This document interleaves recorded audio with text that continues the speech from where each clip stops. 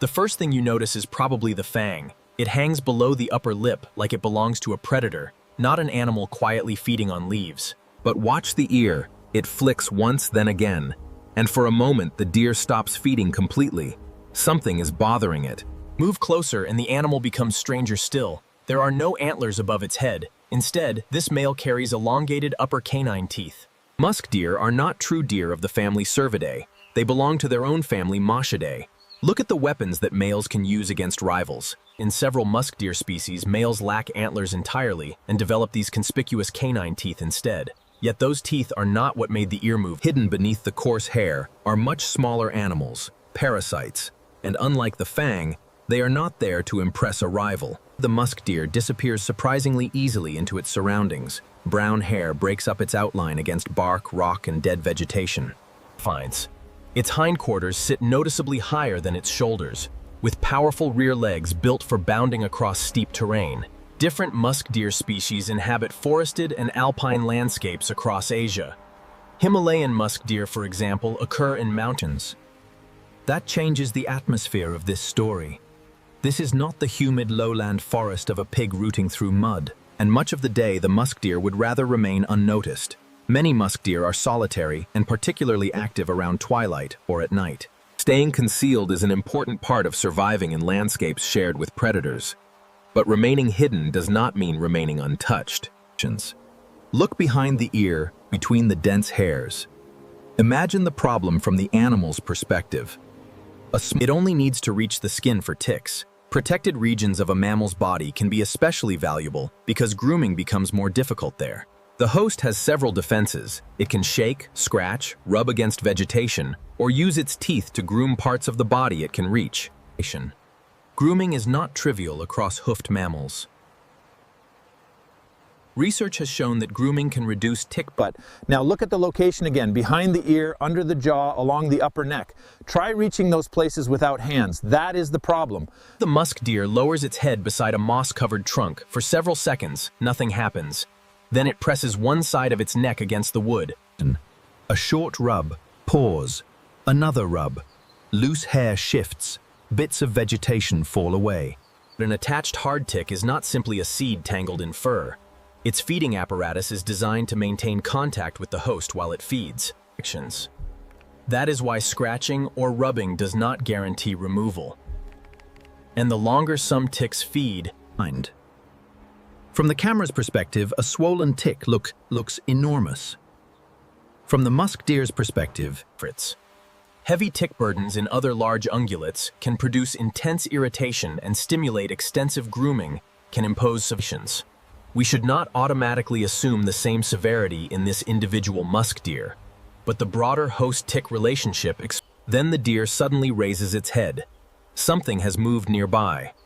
A small forest bird lands on a branch. This is where we need to be careful. It would be tempting to tell a simple story. The deer has ticks, the bird sees them, the bird becomes the deer's cleaner. Separately. Nature rarely owes us such a convenient narrative without direct evidence of a regular cleaning relationship. Musk deer. Instead, watch what an opportunistic insect-eating bird would actually need to do. Observe, approach. The deer moves, the bird waits. The deer becomes still. The distance closes. Would you approach the face of an animal carrying two long canine teeth for something barely larger than a seed? One sudden turn of the opportunity, and this is where those spectacular fangs finally matter to our story. Do not carry them for hunting. They are herbivorous ruminants feeding on vegetation such as leaves, shoots, grasses, mosses, and lichens depending on species and season. The elongated male canines are associated with competition between males, so the most frightening-looking part of this. The second is smaller, much smaller. A parasite can exploit a region of the body that the host struggles to groom efficiently. And now a third animal may notice the same location for an entirely different reason, not because it understands the deer's discomfort, because there may be food there. The bird moves closer, one hop, then another. The musk deer's ear rotates. The bird freezes. For a few seconds, neither animal does anything. Then the deer lowers its head toward the vegetation again. That is the window.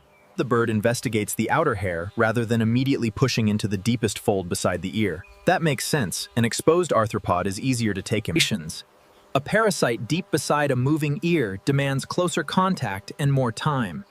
This creates the same decision, and a small exposed prey item offers less reward, but it can be taken quickly. A larger, well-fed tick might represent more food. But if it is firmly attached beside the ear getting, it is another problem entirely. The deer twitches, the bird retreats, opportunity closed. Seconds later, the deer settles.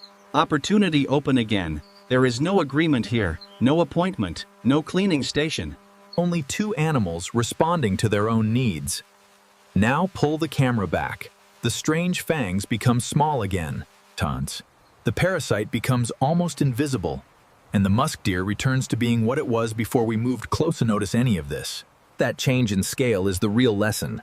From several meters away, the most remarkable thing about a male musk deer seems obvious: its teeth. Come closer and another world appears. Hair, skin, tiny parasites, grooming irritation, and potentially other animals alert to feeding opportunities around them. The animal is not simply carrying a coat.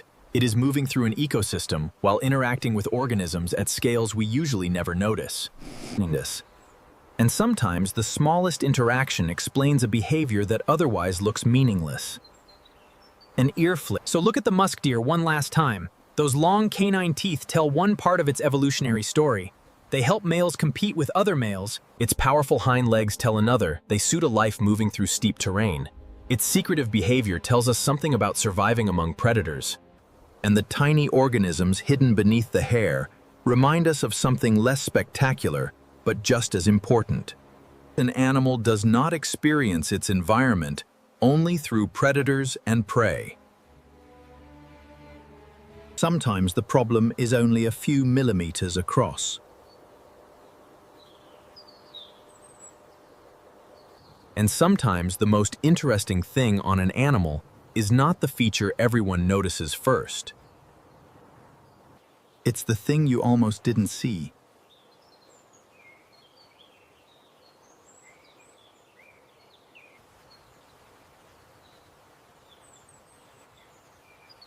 It's the thing you almost didn't see.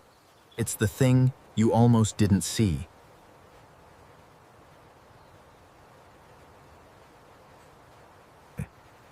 It's the thing you almost didn't see.